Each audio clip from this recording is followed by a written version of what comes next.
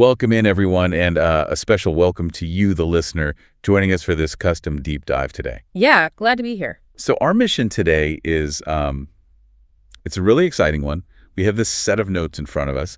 It's a short, punchy blueprint titled 5 Non-Negotiable Things to Do Every Morning. Right. And it is punchy. It really is. And honestly, at first glance, you might think, great, another morning routine checklist. I mean, we've all seen a million of those. Oh, absolutely. The internet is flooded with them. Exactly.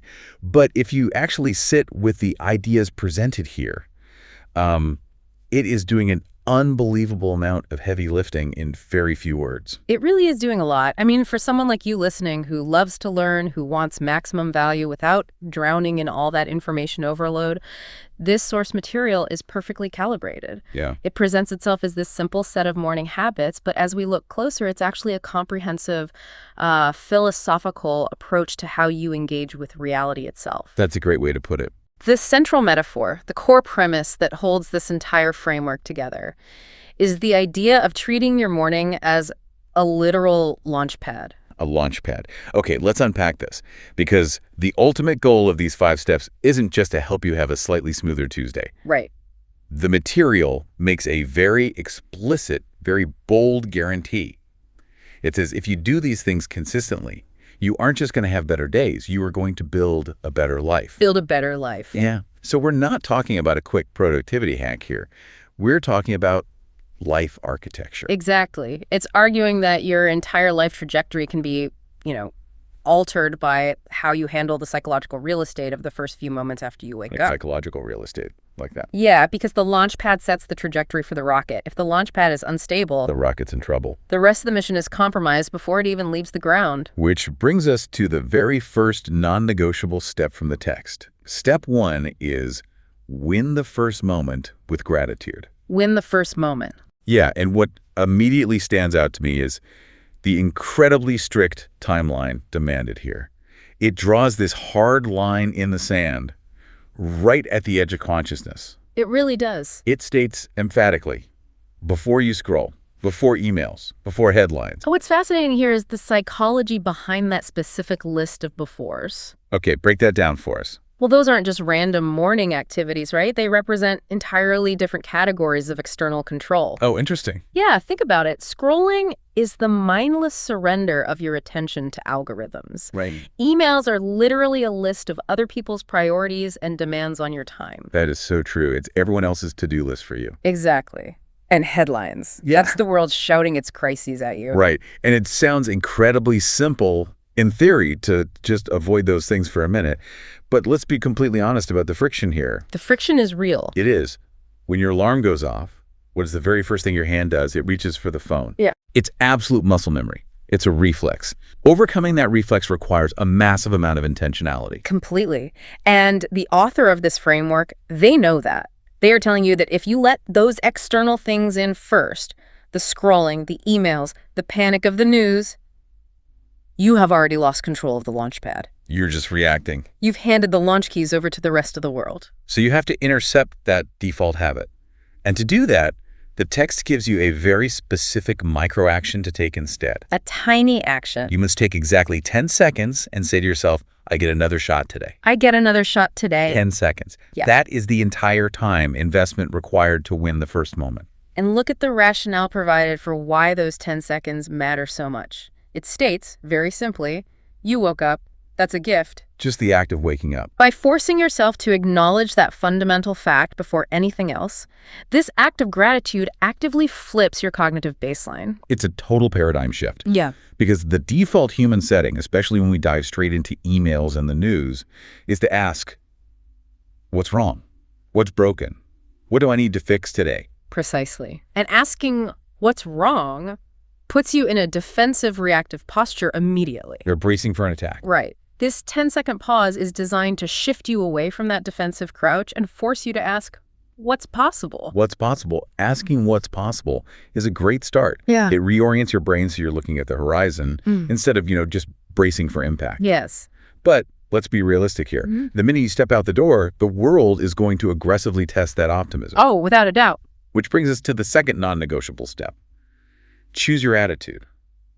Don't let it choose you. This is where the framework introduces a vital reality check. Yeah, it doesn't sugarcoat anything. It doesn't. It isn't prescribing some falsely positive, toxic optimism where you pretend everything is perfect. Yeah. It is brutally honest. It says flat out that the world will hand you stress, drama, and negativity. That distinction is so important. It doesn't say the world might hand you stress. No. It says it will. It's a guarantee. You are going to hit traffic, someone is going to be rude to you, a project is going to go sideways. This raises an important question, though. If stress is guaranteed, what is our defense mechanism? What does the text say? The framework provides a two-word mandate in response to that inevitable negativity. It says, don't accept it. Don't accept it. It's a flat-out refusal.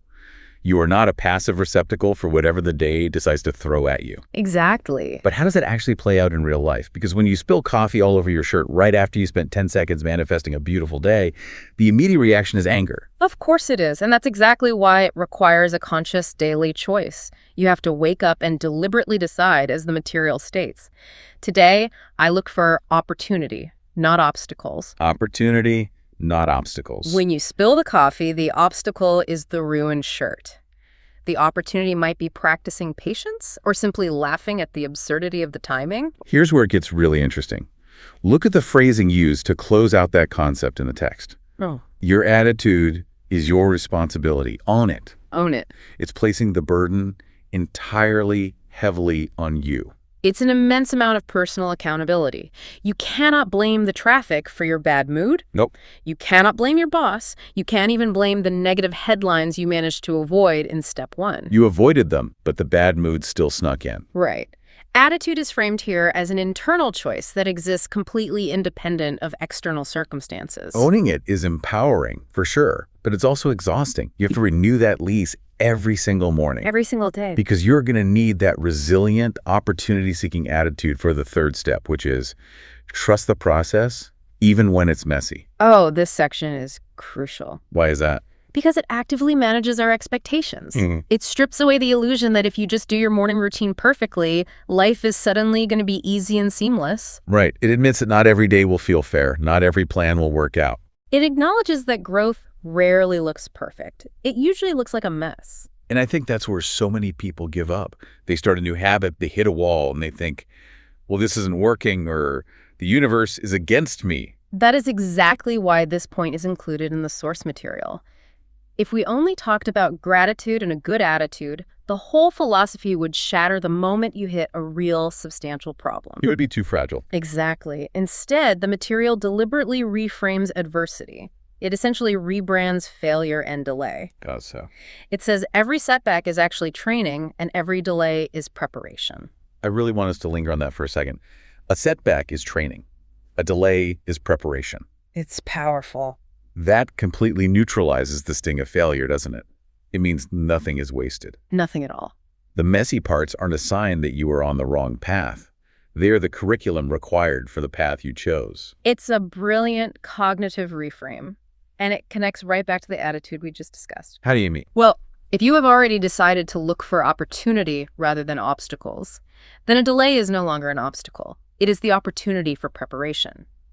The logic here is incredibly internally consistent. It is. It really builds on itself. Right. And that leads to arguably the most powerful, evocative line in the entire framework. I know exactly which one you're going to say. It urges you to trust that you're being built, not buried. Built, not buried. That imagery is so profound. It really is. Think about the physical sensation of going through a messy, unfair period in life. When the broken plans pile up on top of you, it can feel exactly like being buried under the weight of it all. Absolutely. The darkness is the same. The pressure of the dirt on top of you is the same. But the mindset shift is asking you to reinterpret that exact same pressure. It's telling you that it isn't the dirt of a grave being thrown on you. It is the foundation of a building being laid. You are under construction. You are being built. And understanding that difference completely changes how you endure the messy days. If you think you're being buried, you panic. You give up. You suffocate. Yes. But if you know you are being built, you endure the pressure because you know it's leading to structural integrity. That is so well said. So what does this all mean for our actual physical actions? We have the mindset, we understand the psychology, but how does this manifest in what we actually do. Right, the practical application. That brings us to the fourth non-negotiable: dominate the small stuff. This is where the philosophy meets the pavement. The framework makes a fascinating argument about the mechanics of success right here. It does. It explicitly rejects the cultural obsession with overnight transformations or massive, risky leaps. It argues that success isn't built in giant leaps at all. It is rooted entirely in daily, repetitive discipline. And it gives us a very clear, grounded list of what that daily discipline actually looks like. It demands specific micro-actions. What are they? Make your bed. Keep your word. Finish what you start. Very simple tasks. Almost mundane. Well, let's talk about that. I have to push back, or at least ask for some clarification here on the source text. Okay, go for it. Because making your bed is classic advice, right? We've all heard it. Admiral McRaven gave a whole speech on it. Sure. But look at the word used in the heading here: dominate. It doesn't say do the small stuff or get through the small stuff. It says dominate the small stuff. Dominate. That feels like an incredibly intense, aggressive word to use for adjusting a duvet cover. Why use that word? That is the crux of the whole physical analogy in this section. It isn't just about the tidiness of the sheets. It's about the manner in which you execute the task. The manner of execution. Yes. Dominating means doing it with total excellence and intentionality. You are asserting absolute control over your immediate physical environment in a world that is otherwise chaotic and uncontrollable. I see. So you aren't just making a bed. You are making a statement to yourself about your own standards. Exactly. The material uses a physical analogy to explain this. It says that by mastering the basics, you build the muscle required to handle big dreams. Build the muscle. The muscle analogy makes perfect sense. If you can't lift the 5-pound weight of making your bed, or the 10-pound weight of answering an email you said you'd answer, how on earth are you going to lift the 500-pound weight of launching a business, or leading a team, or raising a family? You won't be able to. The muscle will tear. Yeah. By dominating the small stuff, you ensure that small wins stack up. Every time you keep your word, even on something trivial, and every time you finish a small task you started, you are adding a rep to that discipline muscle. It's deeply pragmatic. It completely demystifies success. It really takes the magic out of it in a good way. It removes the idea of building a great life from the realm of luck or waiting for a big break, and places it firmly within your immediate control. Yes. Can you finish what you started today? If yes, you are actively building the capacity for your massive future goals. It creates an unbroken chain of accountability right from the moment you wake up. Okay, so let's look at the launch pad we've built so far. We've won the first 10 seconds with gratitude. We've chosen an attitude of opportunity and refused the negativity. Right. We are trusting the messy process of being built under pressure. And we are dominating the small daily disciplines to build our muscle. It's a formidable routine. It is. But notice something about all 4 of those steps. Up to this point, the entire framework has been extremely internally focused. That's true. It's all about your mind, your response, your tasks, your muscle. But the 5th and final non-negotiable takes a sudden and, I think, crucial pivot. It does. Step 5 is add value to someone's life. Add value to someone's life. The focus swings entirely outward. We move from self-mastery to community impact. It sets a very specific emotional target for this outward action. Yeah. It says your job is to be the reason someone feels seen today. Feels seen. Not just helped or happy, but seen. Being seen is arguably the most profound psychological need we have as human beings. It really is. And the framework provides very practical, immediate directives on how to fulfill that need for someone else. It lists 3 simple actions. Send the text, give the compliment, offer the help. What strikes me is how accessible those actions are. You don't need a massive platform to do any of them. You don't need a lot of money. You just need a phone and a voice. Exactly. But much like not checking your phone in the morning, the difficulty isn't in the action itself. It's in the intentionality. Always comes back to that. When you are rushing to work, caught up in your own stress, remembering to pause and send an encouraging text takes real effort. You have to physically transfer the positive momentum you built on your morning launch pad to another human being. If we connect this to the bigger picture, the material explains exactly why these small outward actions carry so much weight. Why is that? It points out that we live in a world full of noise. A world full of noise. That perfectly echoes the very first point about scrolling and headlines. The world is loud, it is distracted, and it is largely self-centered. So everyone is walking around feeling invisible in all that noise. Exactly. And in that specific environment, the framework argues kindness stands out. It cuts through the static. It really does.